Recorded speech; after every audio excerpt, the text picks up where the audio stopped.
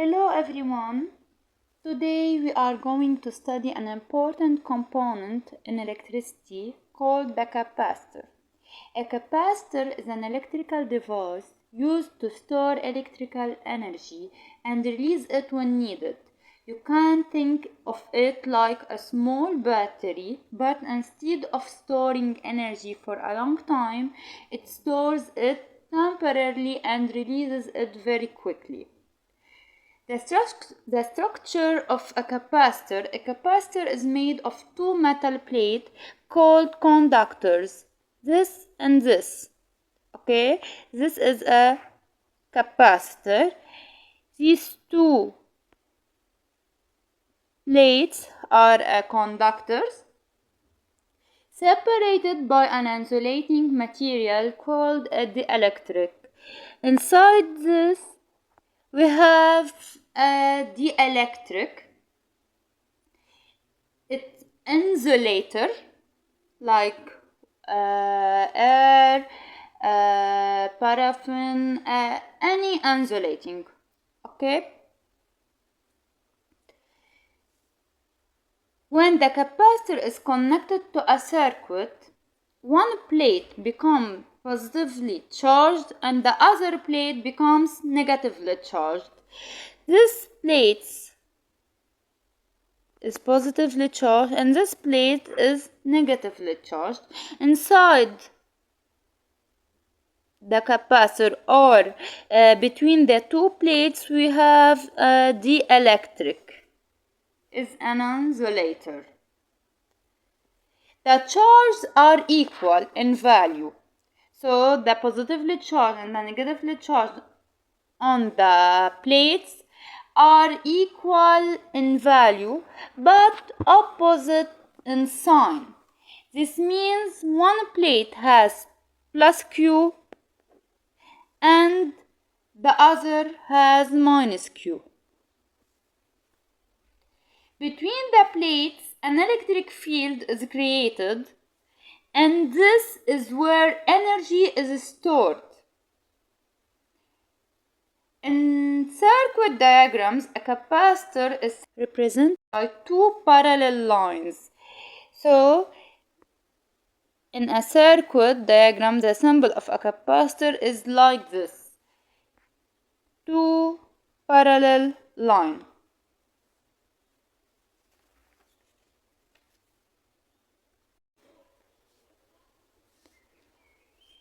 The capacitors are used in many electronic devices such as computers, radio, telephones, cameras. For example, in real life, in a camera, the capacitors stores energy. So then releases it quickly to produce the flash. Okay, so in a camera, the capacitor stores energy, then releases it quickly to produce the flash. But in a computer, the capacitors help stabilize voltage and protect components. You have the capacitor for the motherboards.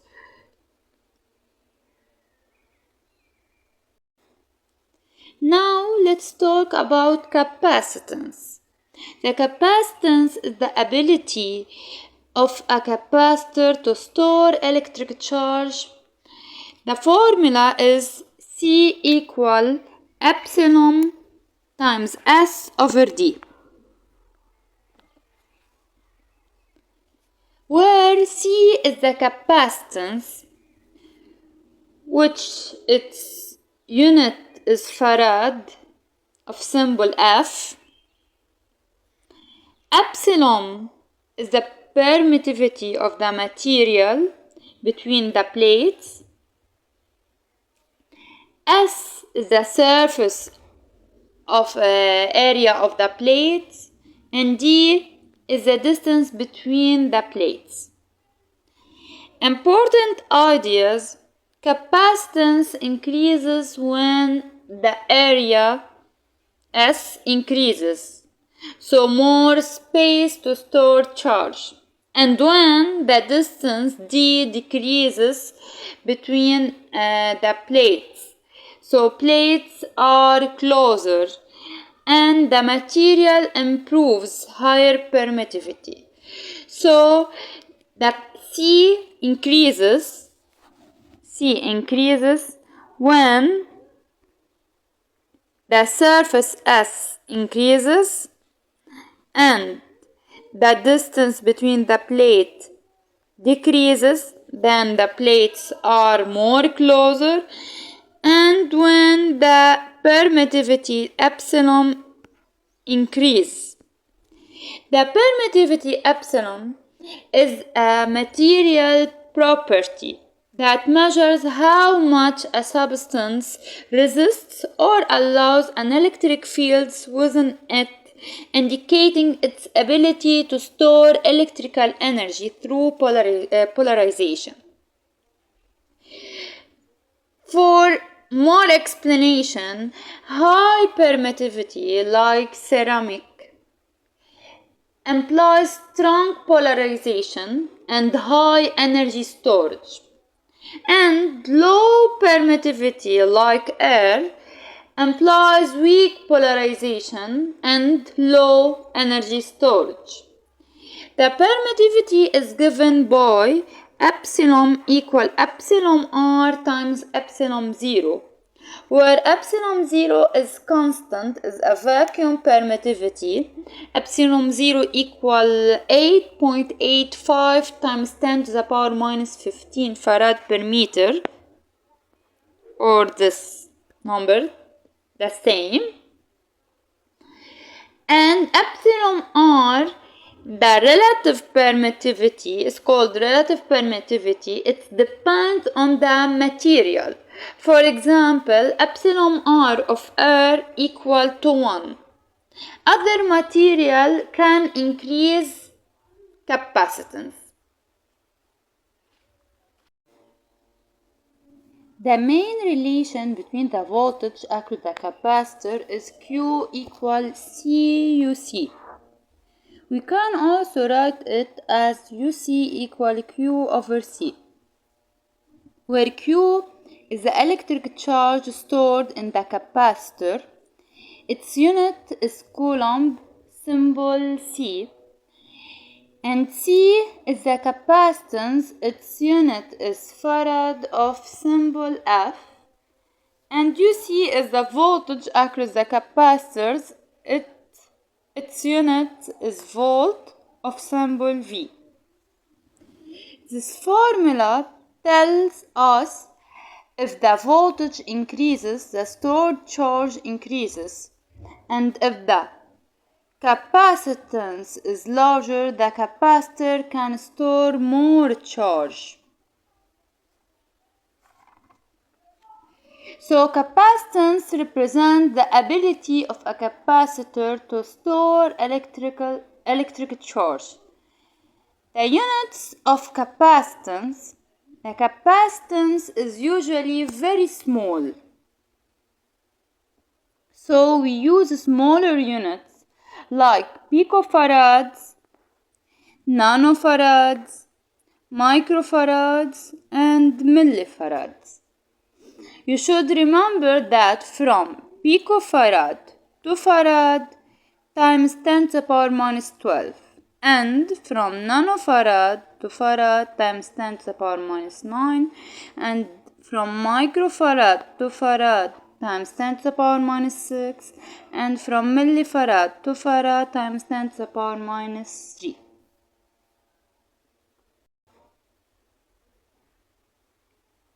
A charged capacitor stores electrical energy.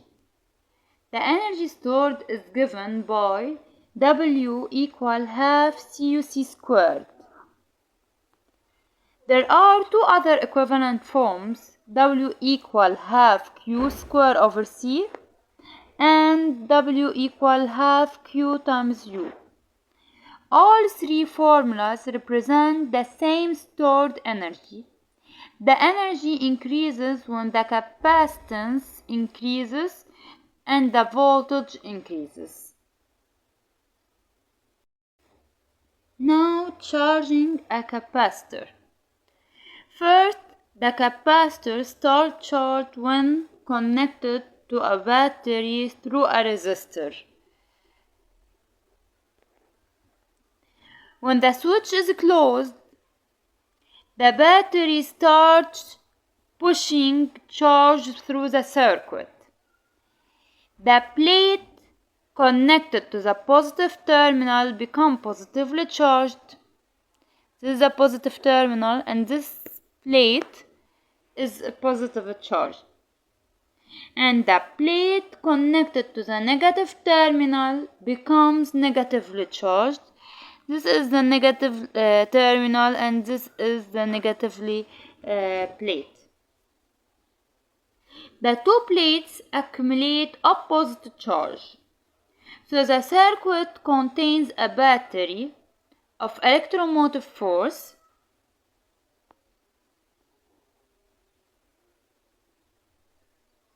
E, a resistor of resistance R,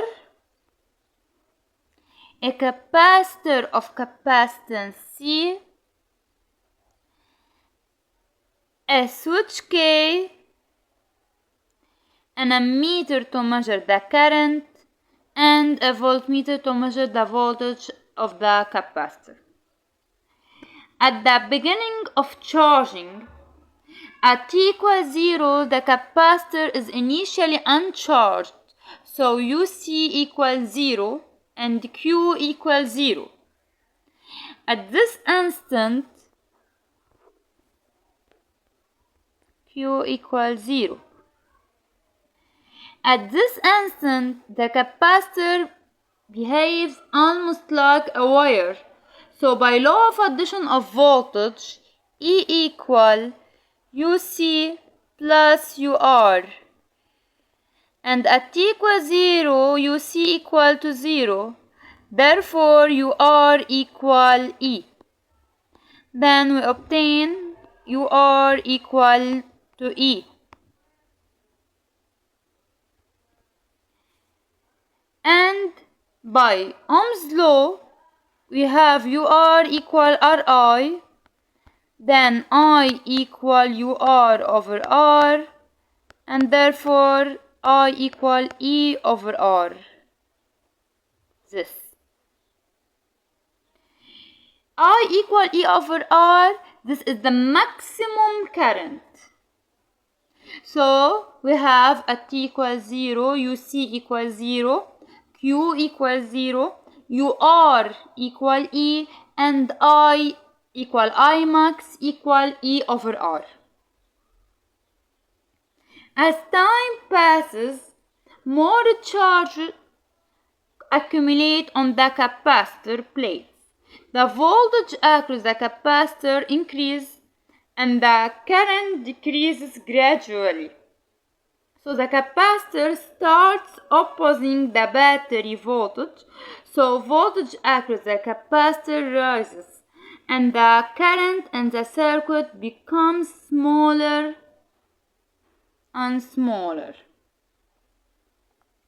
After a short time, the capacitor becomes fully charged.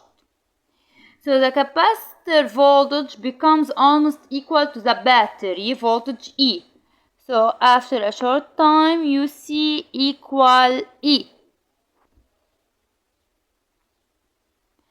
And the current becomes I equals 0. How? We have E by law of addition of voltage equal UC plus UR. And UC at the end equal to E. So we obtain UR equal E minus E equal to 0. Then by Ohm's law, I equal 0.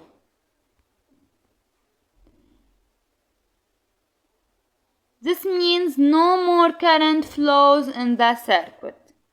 So as a conclusion, at the beginning of charging, the voltage across the capacitor is 0 and the current is maximum.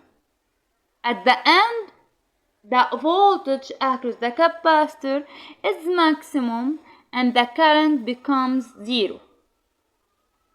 So during charging, you see increases with time and I decreases with time gradually.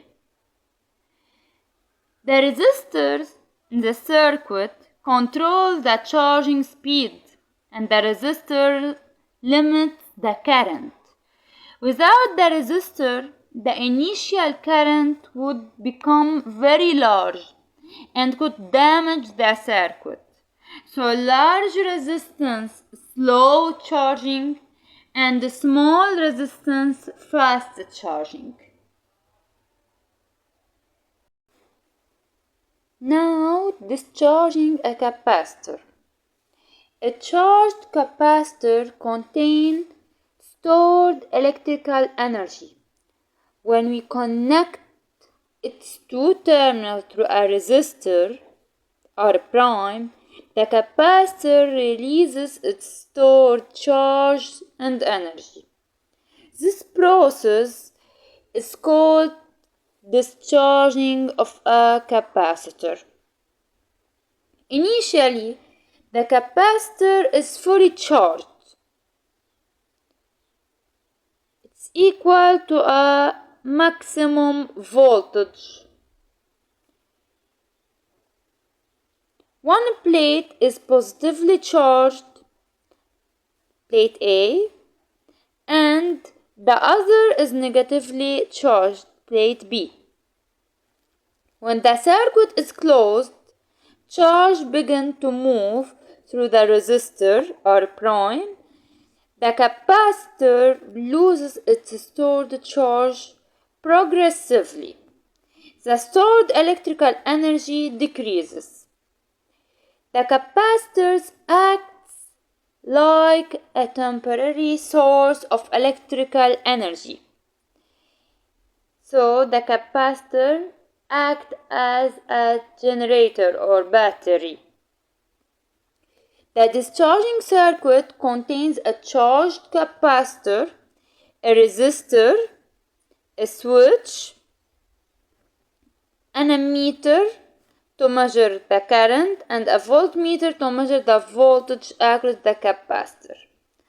Notice that during discharging, the battery is removed from the circuit, and the capacitor itself provides the current.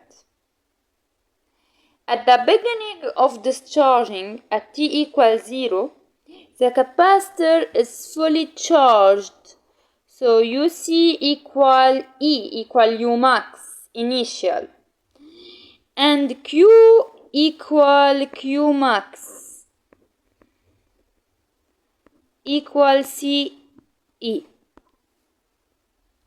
By law of addition of voltage, we have UC equal UR, then UR equal E. And by Ohm's law we obtain I equal E over R. And this is the maximum current. As time passes, the capacitor loses its charge. The voltage across the capacitor decreases, and the current also decreases gradually. The stored electrical energy is transformed mainly into heat inside the resistor. So the electrical energy is transferred to thermal energy, heat. So the voltage decreases with time and the current decreases with time. After a short time, the capacitor becomes completely discharged. Then UC equal to 0 and UR equal to 0 and Q equal charge equal to 0 and I equal 0. no more charge moves in the circuit. So the capacitor no longer stores electrical energy. During discharging, the current direction is opposite to the charging current. Charge moves from the negatively charged plate toward the positively charged plate through the external circuit. Therefore, the electric current flow from the positive plate of capacitor to the negative plate of a capacitor. So as a conclusion, at the beginning of discharging, the voltage across the capacitor is maximum and the current is maximum. During discharge, the voltage and the current decreases gradually, and at the end, the voltage and the current becomes zero.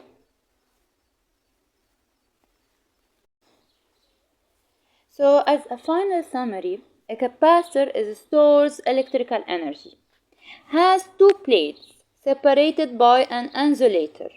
Its symbol is like a two parallel line. Stores opposite charge, one on each plate, one positive and the other negative. The capacitor has a capacitance measured in farads.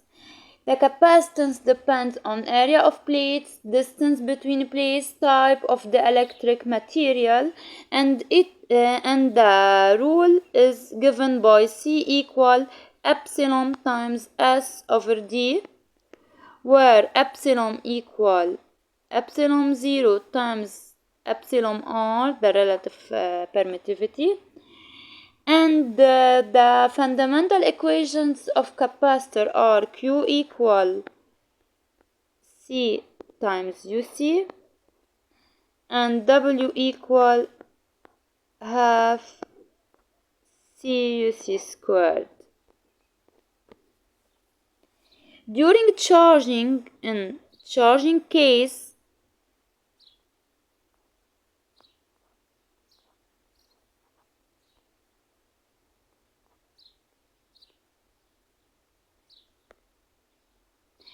at t equals 0,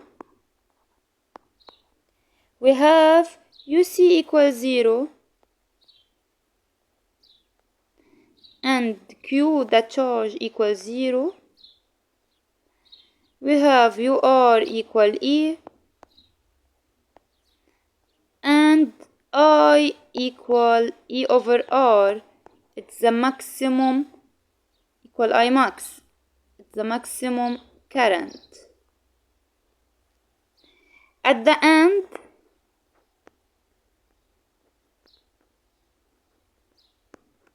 of charging, UC equal E, it's full charged. Q equal CE equal Q max.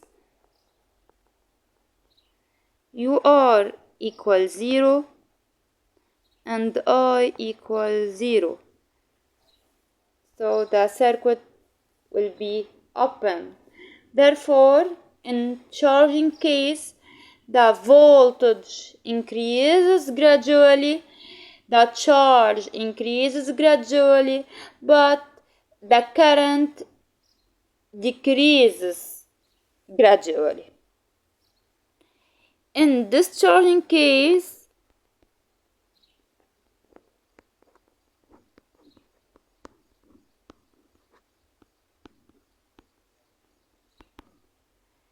at t equals 0, UC equal E, it's full charging, and Q equal CE equal Q max, and UR equal E, and I equal E over R equal I max. At the end,